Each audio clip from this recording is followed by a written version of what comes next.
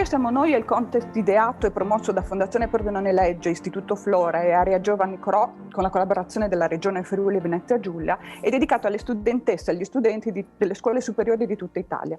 Alla generazione lockdown, quella che per molti mesi è vissuta a distanza, lontana dalle aule scolastiche, dai compagni, quella che ha attraversato la pandemia con coraggio e responsabilità, a quei ragazzi chiediamo di provare ad anticipare come questo tempo così complesso potrà essere raccontato dai libri di storia domani. Chiediamo loro un testo breve, 1800 battute al massimo, in cui raccontino la pandemia da Covid-19 per un manuale scolastico, un'immagine tradotta in parole, un guizzo della mente, che però renda questa storia vissuta nella propria pelle, lasciando una traccia, un'incisione, un'immagine che pur partendo da una suggestione individuale sia in grado di uscire dalla prima persona e diventare narrazione collettiva e collocata in un passato ormai concluso. C'è tempo fino al 15 giugno per inviare i testi attraverso il proprio insegnante, compilando il form nel sito www.pordenonellegge.it, dove è possibile trovare tutti i dettagli, le informazioni e anche i primi testi pubblicati. I lavori selezionati infatti vengono pubblicati nel sito del festival e una scelta dei testi sarà poi raccolta in un ebook che verrà presentato alla 22esima edizione di Pordenone Legge dal 15 al 19 settembre. E proprio per guidare i ragazzi nella composizione del testo, con il distacco che si deve a un accadimento storico da tramandare, ma pur sempre con la partecipazione legata a un evento che ha cambiato profondamente la vita di tutti noi, abbiamo pensato di affiancare un tutor d'eccezione, un ospite d'onore del contest, lo storico Alessandro Marzomagno, che saluto. Buongiorno. Buongiorno. Buongiorno. E buongiorno saluto a tutti coloro che ci ascoltano. Io lo ringrazio moltissimo per essere qui con noi oggi. Alessandro Marzomagno è uno scrittore che si occupa da molti anni e molto bene di divulgazione storica e di recente ha curato anche un manuale scolastico, Luci nella storia, edito da Pearson. Eccolo qua. Che viene fuori alla rovescia, ma non so come raddrizzarlo. Però si vede benissimo. È il volume di storia moderna, cioè quindi quello per la seconda media, perché si tratta in questo caso di un manuale di storia per le medie inferiori, che va dalle scoperte geografiche fino alla, diciamo così, all'unità d'Italia, ecco, alla guerra franco-prussiana. Io però tra i tuoi libri voglio ricordare anche l'ultimo, che è L'inventore di libri, Aldo Manunzio, Venezia e il suo tempo, uscito lo scorso anno per la terza, quindi il primo editore della storia, mi sembra assolutamente doveroso citarlo oggi qui. E in rete poi ho letto un passaggio in cui Alessandro Marzomagno parla di sé che mi pare assolutamente perfetto per il tema che stiamo affrontando, e ve lo leggo. Fino a qualche anno fa facevo il cronista in senso proprio, lavoravo in un settimanale diario e mi occupavo di esteri, scrivevo reportage nello spazio. Oggi invece pubblico libri di divulgazione storica, scrivo reportage nel tempo. La tecnica però è sempre la stessa, andare, vedere e riferire. Si può viaggiare a migliaia di chilometri di distanza oppure rimanere fermi al proprio posto e viaggiare nel passato grazie ai libri e ai documenti d'archivio. Poi si riferisce. L'obiettivo comunque è il medesimo, affascinare chi legge e farsi capire attraverso un linguaggio chiaro, lineare. Mi sono anche dato un altro fine, far comprendere che la storia è divertente, appassionante, non si limita affatto a un susseguirsi di date, di battaglie, di morti, come purtroppo viene spesso propinata. Mi sembrano parole perfette, assolutamente perfette per il tema che stiamo affrontando. E quindi a un cronista del tempo vorrei proprio chiedere quanto è importante testimoniare questo tempo ferito che stiamo attraversando e quanto è importante che i ragazzi lo raccontino anche con il distacco proprio della storia. Sì, beh, certamente pensate un po' tra 100 anni, ma forse anche 50 anni, quando qualcuno dovrà scrivere di quel che è accaduto in questo periodo, si rivolgerà alle fonti, a quelle che gli storici chiamano fonti. Dato faccio una parentesi perché Valentina, tu mi hai definito storico, ma io in realtà non sono uno storico perché non faccio il mestiere dello storico e appunto, come hai detto nella lettura, sono un giornalista che scrive di storia. che per qualche aspetto, se posso dire, forse anche meglio, perché il fine di un giornalista non è parlare ai propri colleghi, ma è parlare invece a persone che non conoscono la tematica, e quindi l'esigenza di chiarezza è fondamentale. Poi che non tutti ci riescono, ma questo non ha importanza, insomma, diciamo che il fine istituzionale è farsi capire da tutti.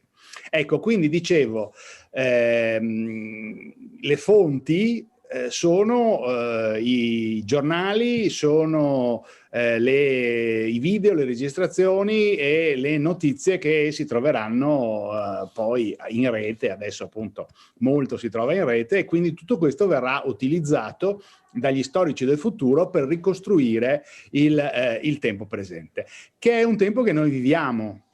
E quindi in genere non è una buona cosa scrivere di esperienze vissute, perché si è sempre troppo coinvolti, e quindi bisogna cercare di distaccarsene, perché il racconto dello storico e anche il racconto del giornalista, in questo caso è uguale, deve essere un racconto distaccato, non in prima persona.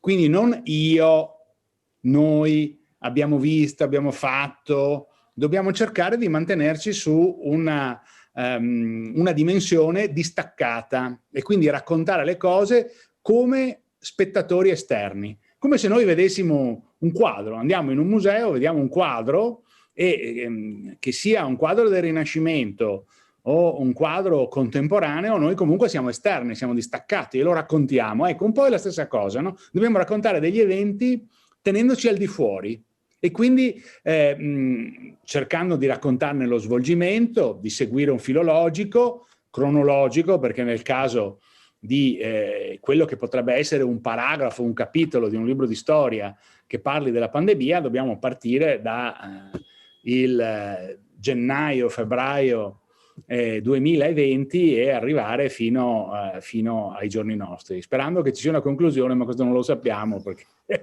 vedremo. Ma noi abbiamo sempre suggerito di partire anche da un'immagine, no? Da un'immagine precisa. I primi testi che sono arrivati in qualche modo si focalizzano prevalentemente su immagini che hanno coinvolto tutti, no? Per esempio i camion a Bergamo, il Papa in piazza da solo, le città nel silenzio assoluto, e poi anche magari alcune cose che riguardano le nostre abitudini quotidiane, no? Il fatto di chiudere la porta di casa molto presto perché nessuno poi sarebbe arrivato più tardi, piuttosto che la mascherina, insomma, le abitudini che ormai abbiamo preso come quotidiane. Tu da quale immagini partiresti per raccontare domani questo tempo?